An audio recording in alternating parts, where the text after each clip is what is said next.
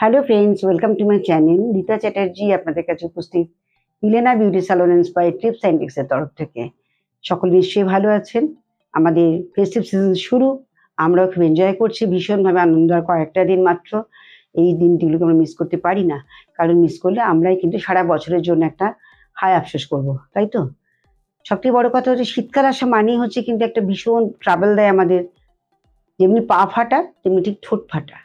ঠোঁট ফেটে গেলে পরে আমরা কিন্তু খুব অস্বস্তি ফিল করি ভীষণভাবে। এক একজনের মানে ব্যাড হ্যাবিট থাকে, ভীষণভাবে ঠোঁটের চামড়াগুলোকে ছিঁড়ে নেয়, লিপ ছিঁড়তে থাকে সমানে। এতে আরও পেইনফুল হয়, ব্লাড বেরোতে থাকে, প্রচণ্ড পরিমাণে ফুলে ওঠে, এগুলো ভীষণ কষ্ট দেয়। এখানে আমার মনে হয় সবার কিন্তু যত্ন নেওয়া উচিত। ঠোঁটটা ভীষণ সেন্সিটিভ, ভীষণ ডেলিকেট জায়গা। যেমন আই এরিয়া ডেলিকেট, ঠিক তেমনি কিন্তু ঠোঁটের পাশটা ভীষণই ডেলিকেট। ঠোঁটটাকে যত্ন কি করে নেবেন এবং কেন হয়, প্রথম আমরা কারণ খুঁজবো যে আমাদের কেন এই জিনিসটা হচ্ছে। বেসিক্যালি আমরা যখন আমাদের বডি প্রচণ্ড ডিহাইড্রেটেড হয়, ডিহাইড্রেশনের জন্যই কিন্তু আমাদের লিপসগুলো এরকমভাবে ফেটে যায়। আর সেটা একটা হচ্ছে ইন্টারনালি, একটা হচ্ছে এক্সটার্নালি। এক্সটার্নালি হচ্ছে আমাদের যেটা হয়, বিশেষ করে আমাদের যখন বাইরের ওয়েদার প্রচণ্ড পরিমাণে সূক্ষ্ম দুঃখ হতে থাকে, একদম আর্দ্রতা লেস, একদম প্রচণ্ড পরিমাণে ময়েশ্চারলেস, সেই সময়টা আমাদের কিন্তু ঠোঁটগুলোকে প্রচণ্ড পরিমাণে ফেটে যায়। আর ঠোঁট ফেটে যাওয়া মানেই হচ্ছে আমাদের একটা কষ্টকর ব্যাপার। খেতে গেলেও কষ্ট হয়। ঠোঁটের লিপসে যখন লিপস্টিক লাগাচ্ছি ভীষণ অড লাগে দেখতে। সেগুলো কিন্তু কিছুতেই হাইড করা যায় না। একমাত্র যদি আমরা বেস দিয়ে মেকআপ দিয়ে করি সেটাও কিন্তু অড লাগে, তবুও অড লাগে। সেজন্য ডিহাইড্রেশনটাকে কন্ট্রোল করার জন্য রেগুলার বেসিসে আমাদের কিন্তু জল পরিমাণ মতো খেতে হবে। জলটা মিনিমাম আমাদের 3 থেকে 3.5 লিটার খাওয়া দরকার প্রত্যেকেরই, যারা নর্মাল লাইফ লিড করছি। আর যারা হেভি ওয়ার্ক করেন, বাইরে প্রচুর পরিমাণে ঘুরে বেড়াচ্ছেন, সানস্পোজারে প্রচুর যেতে হয়, তাদের জন্য কিন্তু প্রচণ্ড পরিমাণে কষ্টকর। কারণ জল না খেলে পরে একটা ভেতর থেকে ডিহাইড্রেশন আসতেই থাকে। তাদের জন্য 4 লিটার জল খেতে হবে, যারা এক্সপোজারে বেশি থাকছেন। এইভাবে কিন্তু আপনারা যদি মেনটেন করেন তাহলে কিন্তু ঠোঁটের এই সমস্যা হয় না। আর ঠোঁটের ডিহাইড্রেশন যখন বেড়ে যায়, রাতের ঘুম একটা ভীষণ ইম্পর্টেন্ট জিনিস, যেটা আমাদের যদি ল্যাক অফ স্লিপ হয় তো ডেফিনেটলি আমাদের কিন্তু লিপসে একটা এফেক্ট আসে, ঠোঁট ফেটে যায়। সেই জন্য আমাদের এর থেকে মুক্তি পাওয়ার জন্য একটাই রাস্তা আছে, আমরা বডিকে প্রচণ্ড পরিমাণে হাইড্রেট করব। সরি, বডি হাইড্রেট করা মানেই হচ্ছে আমাদের কিন্তু আস্তে আস্তে শরীরটা ভীষণভাবে কিন্তু আমাদের একটা হাইড্রেশন লেভেলটা বেড়ে যাবে, আমাদের অটোমেটিক্যালি লিপসের এই ড্রাইনেসটা কেটে যাবে। এবার আমাদের সবথেকে জানতে হবে যে কীভাবে আমরা এই ড্রাইনেসটাকে কাটাবো। প্রথমত আপনাকে কি করতে হবে, দুধের স্বর আমরা জানি ভীষণ ভালো কাজ করে লিপসের ক্ষেত্রে। দুধের স্বর রেগুলার বেসিসে যদি আমরা মাসাজ করতে পারি তাহলে প্রচণ্ড পরিমাণে আমাদের লিপসগুলো হাইড্রেট হয় এবং সেখানে সফট হতে থাকে এবং স্কেলিংটা হয় না, ছাল ছেঁড়া ব্যাপারটা একদমই কমে যায়। এটা 1 নম্বর। 2 নম্বর হচ্ছে মধুর সঙ্গে একটু মধু দিলাম আর তার মধ্যে একটু দুধ দিয়ে ওটাকে ভালো করে মিক্স করলাম, করে সেটাকে আলতো করে ভিজিয়ে 5 মিনিট রেখে দেবো। তারপর হালকা করে রিং ফিঙ্গার দিয়ে এটা হালকা করে মাসাজ করে করে করে করে ওটাকে পুরো অ্যাবজর্ব করিয়ে দেবো। তারপরে আলতো করে জল দিয়ে মুছে নেব, এটাও করা যেতে পারে। আর একটা ভালো হচ্ছে পিঙ্ক লিপস, হাইড্রেট লিপস। এই ধরনের লিপসকে যদি আপনারা পেতে চান, সব থেকে ভালো হচ্ছে বিটের রস। বিটটাকে গ্রেট করে এনে তার জুসটা বের করে নিলেন, সেই লিপস রসটা দিয়ে খুব ভালো করে লিপসটাকে মাসাজ করবেন। সেটা মিনিমাম 5 থেকে 7 মিনিট করবেন, করে সেই লিপসটাকে ড্রাই হতে দেবেন।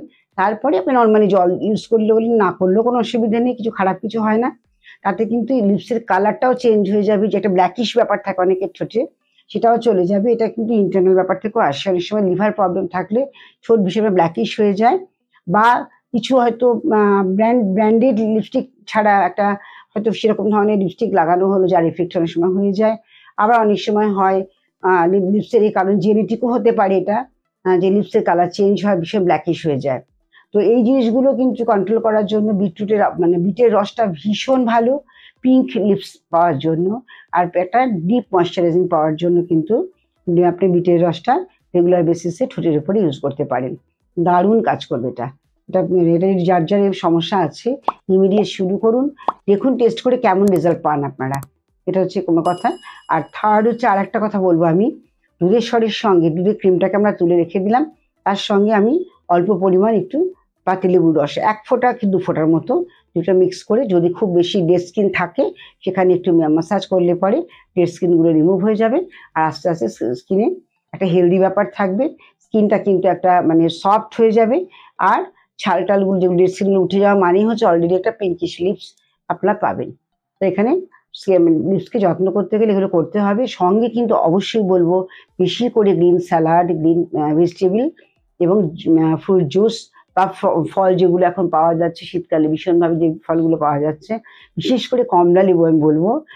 আর হচ্ছে আমলকি, ভরপুর ভিটামিন সি, যেটা আমাদের স্কিনকে ভীষণভাবে রক্ষা করে যে কোনো রকমের প্রবলেম থেকে।